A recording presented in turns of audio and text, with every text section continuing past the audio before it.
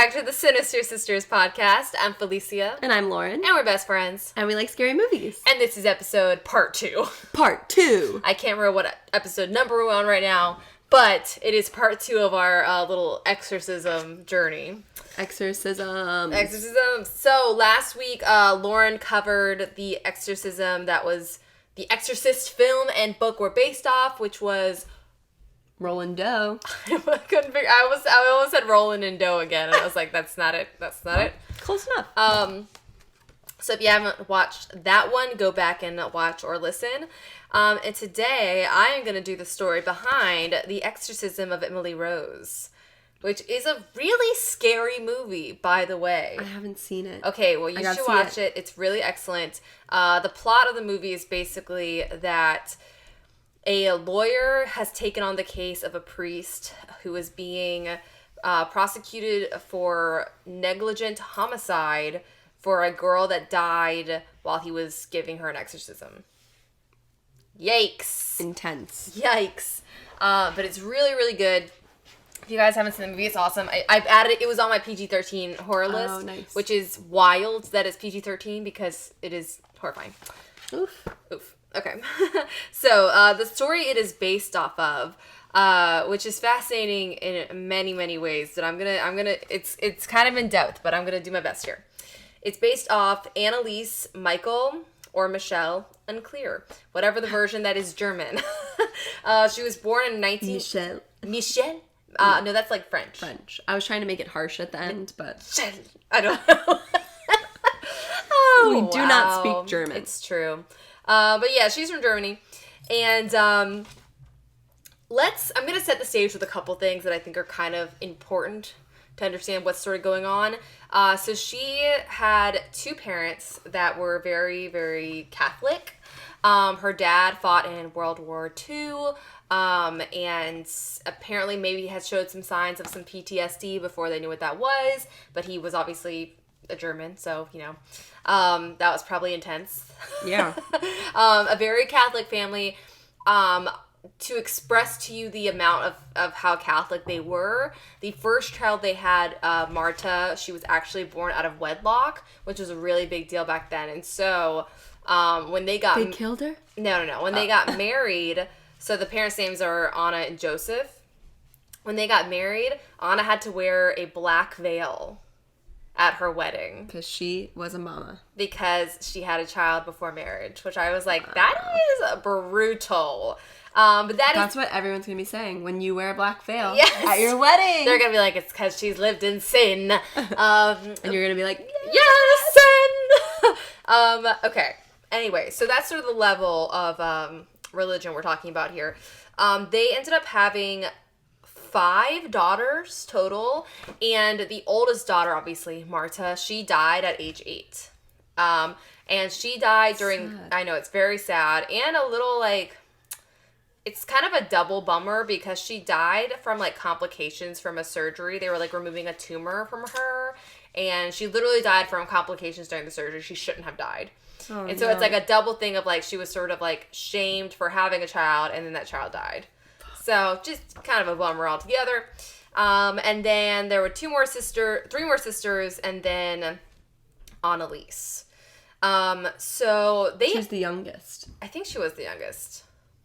Can't really remember. That's right. Anneliese was a sort of a sickly child, which I also think is a little important. She did get healthier as she got older, but I think we do sort of see in some paranormal demon things where sort of whoever is the weakest is sort of the most susceptible to whatever is gonna attach itself. So maybe that's why we've never gotten possessed. Because we're so strong. We're so strong. I went to the gym exactly 2 times. Just kidding. No, I'm going sometimes. In the last day. In the last hour.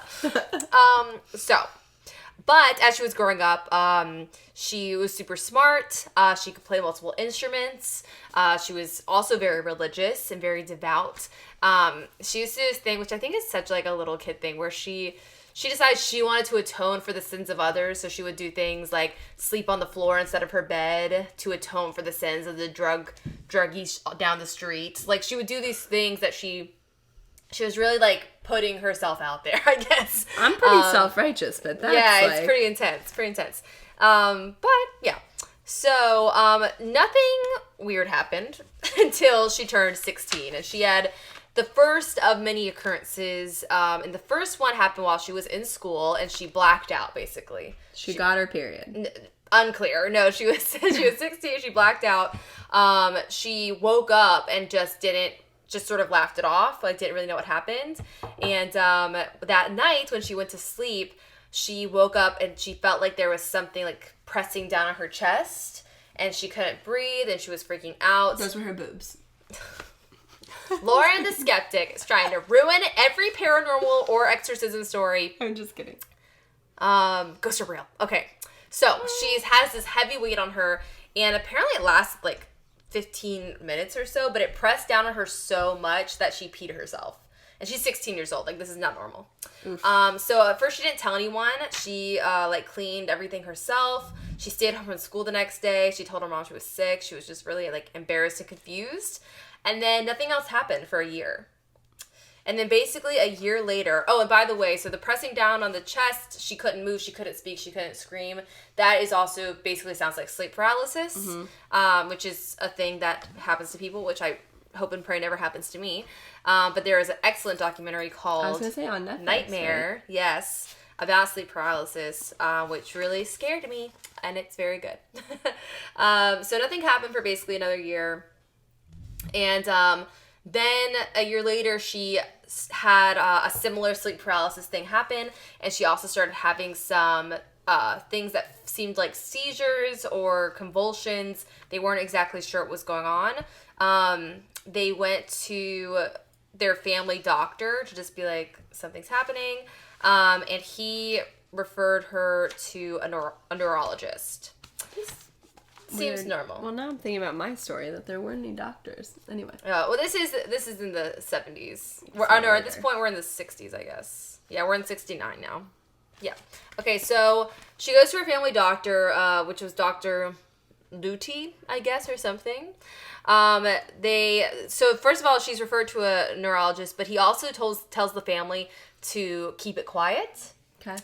Because they're worried that she is having some sort of mental illness, and at the time, it would have been a very negative look on the family. Dishonor on the family. And so basically they were like, keep this quiet, don't talk about it, go to this neurologist. And she went to the neurologist, and they did brain scans, and everything looked totally normal. But I did hear in a podcast, not a doctor, I don't know everything, or most things, but apparently when you get a brain scan, if you're not having a seizure at that moment, your scans can look normal. And that doesn't necessarily mean that you haven't had seizures in the past or will have them in the future. Right. But, so some of the things I listened to were like, well, her brain was normal. Where it's like, well, it was normal because she wasn't having a seizure at that moment. So, unclear. Man, seizures are so scary. They are so scary. I saw someone have a seizure once, and it looks like someone's possessed by the devil. It's like convulsing, and the claw hand, it's so upsetting. I ever told you that, like, I am the daughter of 2 doctor parents. Mm-hmm. I know. But they, whenever someone had a seizure, they would, like jump up to help. And so the first time I, wasn't with my parents and someone had a seizure, I, jumped up to help and then was like, wait, I can't do anything. I have no knowledge. That's so funny. That, is there weird? A doctor in the house? And you always have a doctor in the house. It's scary. It's so funny because my mom, both my parents actually have told me stories where they stood up and went to help, and then somebody was like, I'm a whatever, which was a higher, or a more relevant doctor, and they're like, all right. Okay. I guess I'm not a doctor. Right. Or my mom's like, that's not a kid. She's a pediatrician. That's very funny. That's really funny. That's awesome. Okay. Here we are. So, right after this, she gets real sick all at once. She gets literally tuberculosis, pneumonia. Her body just sort of starts shutting down. Very, very bad. So her family sends her to a sanatorium. Oh, no. Yeah, so that didn't go well. First of all, Why? Because she was so sick and they didn't want everyone else in the house to get these diseases, and she was already having health problems. Like a mental health. Yeah, so sad. Not going great. She wasn't there forever. So she was there for a little while. She had apparently a very bad experience, as I'm sure most people would. She felt very isolated, depressed, The other kids made fun of her, called her snot-nosed, which will come up later. Not good. Yeah, not good. But I got snot. Yeah, and I got a nose. In 1970. That was so fast. I'm just not. That was really good. Thank you. I'm just not a comedian, but I try so hard. Leave a comment if you think we're a comedian. If we're comedians. Comedy Central, are you calling? Hello? They're not. They're literally they're not calling. They're not. They're actively hanging up their phones. 1970, she has her third attack while she's at the sanatorium. So she has another moment where she freezes up in bed. She can't move. She can barely breathe. But this time she can scream. So she starts screaming bloody murder. But she can't move, which is just my worst nightmare. Yeah. She wets the bed again. And she's having this horrible experience. And, of course, all these fucking girls make fun of her. And it's horrible. And she's terrified. Who are these girls in the sanatorium? There's not nice girls. Not nice girls. Regina George is in the sanatorium. Exactly. They're just like, you're possessed. You're, like, totally possessed by, like, a demon. You have a snotty nose. Oh, my God. Your snotty nose. Is that, like, Satan in your nose? But, like, we're super sane over here. Oh, we're so sane. In our side of the sanatorium? We're sane. We're sane. We don't pee the bed. Woo. That's not true. Like, who are these girls? I don't know. Okay, they're making fun of her. But, okay, so two things sort of happen, which are interesting. So after that attack, the next morning, she's down in the kitchen and she's, like, praying with her rosary because, as I said, she's very religious and she's trying to pray for help. And she has this one moment. She's, like, staring at the window and she sort of, like, goes into a trance almost. And she feels this, like, sort of euphoric bliss go over her. And that's my number one fear. A euphoric bliss. And she basically feels like the Virgin Mary has, like, come to help her. Like, that's how she's feeling. Everything's feeling beautiful. She's, like, smelling roses, which is, like, very associated with, like, the Virgin Mary coming to you, apparently. That's what I read. Not to me. Not to Lauren. I wouldn't smell any roses. Smell. What if that was the miracle? Like, the Virgin Mary goes, I bless you with smell. I'd be like, ah! And then I get pregnant, or? I don't know. Unrelated. Maybe unrelated. So she's having this trance-like moment, and it's, like, the most amazing thing for her. Like, she's like, I am saved. Like, I'm going to be okay. She's going to help me. And when she comes out of it, all the girls are staring at her, and they're like, what are you doing? And she's like, had this euphoric moment, and they're like, you had your, like, hands all clawed up and, like, these scary, and, like, you looked really scary. And she was like, what? And so that's a bummer. So that basically happened. And then she basically has to go home. She's, not sick anymore. She had that euphoric moment? Unrelated. Unrelated. But she tries to keep going after this moment. She tries to keep, like, sort of not contacting the Virgin Mary, but trying to, like, be with God or whatever. And the second time she has something that is going to feel like that moment, she sees this giant demon in front of her. So this is the first time she's sort of, like, having what could be considered, like, a hallucination. Okay. So she's seeing a giant demon head grimacing at her, looking very scary. And when she gets home, basically, this is when the family starts to notice there's, like, a difference in her personality. She's, like, acting a little different, more just, like, apathetic, unclear. They also had her on all this, like, anti-seizure medications, which apparently make people feel very tired and apathetic, and, like, it is so hard to do anything. Mm-hmm. And so I'm sure that was, like, a lot of her personality change as well. So then by 73, it starts to escalate, and she starts to have so the first thing that happens is while she's in her room, she starts to hear this, like, knocking in her room. That feels like something is coming to get her. Unclear. But the weird thing about the knocking is that her other sister has heard it too, and so there seem to be, like, some, like, paranormal things, like, happening around her. Okay. And then they take a trip. So as I said, the family's very religious. They're taking a bus trip to go to this, like, sacred shrine at San Dominino, I think. Mm-hmm. And when they get there, they're all, like, going as a family. They get there, and Anneliese can't enter. She can't go inside. And she's, like, she literally, like, she says, like, the soil is burning her. right? Not good. She sees like the religious paintings and the pictures of Jesus, and she says like to look at it burns her, and she has to like keep her eyes down, like she can't look at it. And then also on this trip, they were selling these like little like medallions from the place, like literally it's like a tourist thing. And so the father buys her and her other sister like little medallions from the place, and when burns her skin. Basically, when Anneliese puts it on, she says, it's so heavy, I can't breathe. It's pressing down into my chest. I can't breathe. And so she takes it off. And then when they get on the bus, she starts to act like really aggressive. And this is where she starts to have like some stronger behavioral changes, where she starts to get really aggressive randomly and all these things. But she starts like kind of yelling at her sister. And she yanks the sister's medallion off. Like it's like under her shirt. And she grabs it from the shirt and just yanks it off. And this is like seen by a lot of people, and she starts like talking in this kind of manlier, growly voice at her sister, and like saying these weird things. And then they said she started to reek, to smell. Oh, that's scary. Yes, so she started to like smell what is basically noted as like burnt feces, and this comes up a lot.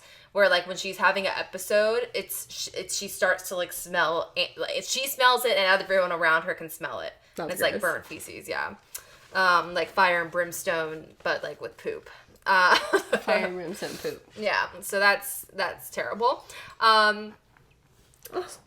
Toby, you're so sweet. So at this point, they call a priest. They say, let's get a priest. Yes, because they realize at this point there's nothing else they can do. They also, which is why I sort of talked about her sister dying from medical complications at the beginning. This family already might have had some mistrust with doctors. Yeah. And they have been trying to work with doctors for years with Anneliese, and nothing has helped her, and she has just gotten progressively worse. So, at least in this story, so typically exorcisms are like really hard to actually get done or get approved by the Vatican. And so they went to a few different priests that all denied her. Wow. And what they basically said... They heard what happened to Roland Doe. Yeah, maybe. But she would go and seem very quiet and like depressed and apathetic, but she wouldn't act like... crazy. Yeah. And so they were like, I think she's just depressed or something. I think she's having a mental thing, which is not something that we can help you with. And then at nighttime or when she was at home, she would have like these weird episodes that would happen. Similar. Yeah. So then finally there was a priest named Father Roth who heard their story and said, I think I know someone that could help you. And he calls his friend named Father Alt. Father Alt was apparently like very fascinated with like ESP and like the relationship between like, he considered himself like a clairvoyant, if you will, and he was very fascinated with like religion and like spiritual experiences, I guess. And he basically read some letters from the family and had this like clairvoyant moment where he knew everything about the family from like reading one of the letters. That's cool. So I don't know if that's real, but that's what I heard. And so at this point also I want to say, so Anneliese, we have to also remember like she's a person and she's like now she's literally like almost 20 years old and she's trying to live her life. She wants to go to college. She wants to like do things. She's not just like all the time like having a demon inside of her. It's literally comes in episodes. That's crazy. And so the rest of the time she's trying to live like a normal life. She goes to college. Sorry. No, bless you. 1972, she goes to school. She gets a boyfriend named Peter. Her sister is there. Like she's trying to live a normal life. And then her like condition starts to get worse and worse. Before I go into worse and worse, I want to mention The Exorcist again. So The Exorcist, I will note, also came out. The novel came out in 1971. The movie came out in 1973, and it was like a huge worldwide sensation. And one of my favorite like weird facts about The Exorcist movie is that after it came out, the Catholic Church actually loved it because they had more men sign up to be priests than like ever in their history. Yeah. Like a higher percentage than ever because people the priest, want to be safe. Yes, no, people, and the priest is the hero. Right, and he's like kind of sexy, and he's like cool. Yeah, it's like, that's so real. Yeah, and like how many times do you see that in a movie? Not that often, I assume. No. And so I will also note that like that's a worldwide sensation, and so now you're in Germany, but you also are in the early 70s. This has hit the world stage. Are these priests also more interested in exploring these types of things because of this sensation? Unclear. Just to note. Probably. Probably ready to be the hero. Ready to be the hero. Okay, Father Alt also said that it's possible that she was like sort of surrounded by demonic energy and not necessarily possessed, if that makes sense. Like the feeling of stuff sitting on her chest and things like that. Like, it might be possible that it's not actually trying to possess her as a person, but she's just sort of like surrounded, but unclear. And so the problems basically get worse while she's at school. She is having a lot of issues with like her motor skills. It gets so bad she can't really even write with her hands anymore, and she has to like dictate her speeches, and like her friends would write it down for her. It's like all really sad. By 1970, so her body is basically like deteriorating. And by 1975, she's like can barely walk. She's having to like hold on to furniture to walk around the room. Her body's just like giving up on her, and she's also at this point basically stopped going to doctors because they've never been able to help her. And the medication she was taking was making her sad, and it are just all bad. One specific note that happened in July of 75 is that when she got back to like her room or something, and with Peter, and she like saw a crucifix, and she like froze and like couldn't move and stared at it for like an hour. Like she had some weird stuff like that. She had a lot of issues with what a good boyfriend though. He really tried to stick by her. That's crazy. Yeah, and through all this, like she also during her episodes would be really aggressive with like any religious artifacts things. She like couldn't look at. She would like throw rosaries across the room or try to break them. She would like smash things. She just couldn't look at them, couldn't take it. It's so, I don't feel like I've heard a story of someone like living with demonic energy for like years like this is literally years. It's so weird. Yeah. And like I said, it wasn't happening all the time, but it was happening. So, and while she was staring at the crucifix for an hour, she was growling, by the way. And Peter was like, hello, and she's literally growling. And he said, that's my girlfriend. That's my girl. So at this point, they finally decide that they're going to do an exorcism. Oh, I should mention a couple other crazy things she did, too, before I do that. Give me those crazy facts. So obviously she's seeing the demon a lot, so that's coming up for her a lot. She's seeing all these different very, very scary demons in her daily life. She's hearing voices. I read this up, she's eating spiders and flies during her fits. That's not good. That's not good. That's bad. That's red flag. Yeah, red flags. Definitely not good. Those do not taste good. No. Okay, and just general talking in a growly man's voice. Lots of those, like, very classic exorcism things. So they finally decide to do the exorcisms. They try it, and it actually just starts to make things worse. Over that year, they do 67 exorcisms. She starts to truly deteriorate. She gets down to like 80 pounds or something. She will not eat. She will not drink water. Oh my God. And at a certain point, during an exorcism, she like comes to for a second and says like, I'll be free of him in July, or something like that. And this is like so intense. It's really so intense. Okay. She also, during these exorcisms that were happening, besides just their destruction of religious objects, she was like, wounds were appearing on her hands and feet. Sort of like in the Jesus, what's that word, stigmata kind of way. Yeah. And she was going into all these trances. And the most interesting thing about this, I think, is that there are a lot of recordings of these exorcisms, which I will play for you at the end. Are you really going to put on the video? Yeah. It's really scary. She's crazy. Okay, so things get worse and worse. She says it'll be free by July, and in July of 1976, she dies. And she dies of basically malnutrition, just from, like, she couldn't eat. Wow. Which is a bummer.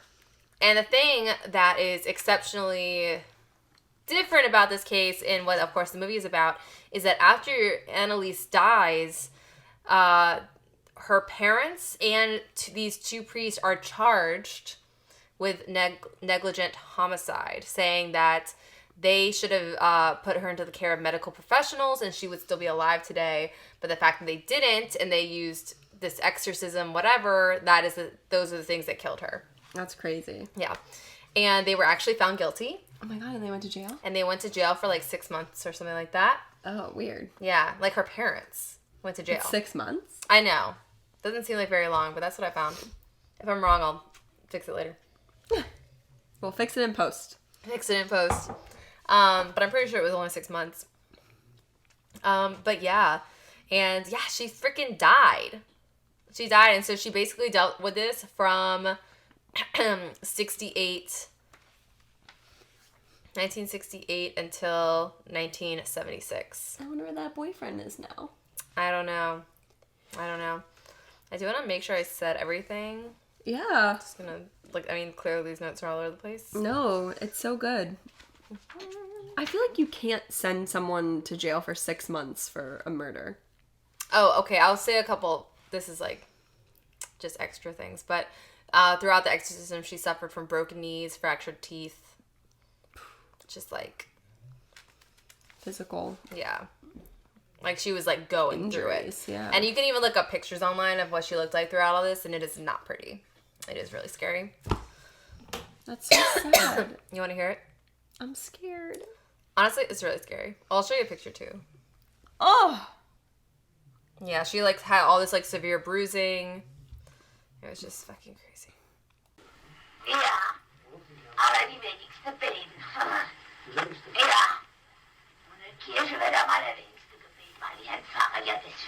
It is also in German. I forgot.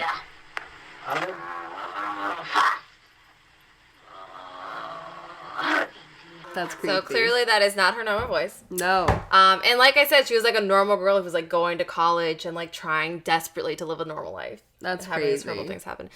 She also doing her exorcism because they, part of exorcism is like get the demon to reveal its name. And she said all these different names, but she was like, I am Lucifer, I am Cain, I am Hitler, I am blah, blah, blah. Just like all of these like very evil men. She said she was all of them. Nice. And that is the story, the really tragic story. And I know like I made a lot of jokes throughout this, but it's actually really, really sad. It is really sad. Because this girl actually died through this trauma, and unclear. Maybe it was demon, maybe it was mental illness, because there definitely seems to be like a mix of things that could be epilepsy, schizophrenia, bipolar disorder. Like it feels like there are things like that are present. Brainwashing. Yeah, but it's really unclear because it wasn't happening all the time. It was only if she was like having episodes. So I don't know. It's really creepy. Yeah. So that's that. I don't like it. And if you want to hear more of these recordings, those will give you some serious nightmares. Literally, I had to like turn it off today because I was like, I am uncomfortable. Yeah. But that's it. We will see you next week. Have some sweet, sweet nightmares. Bye. Bye.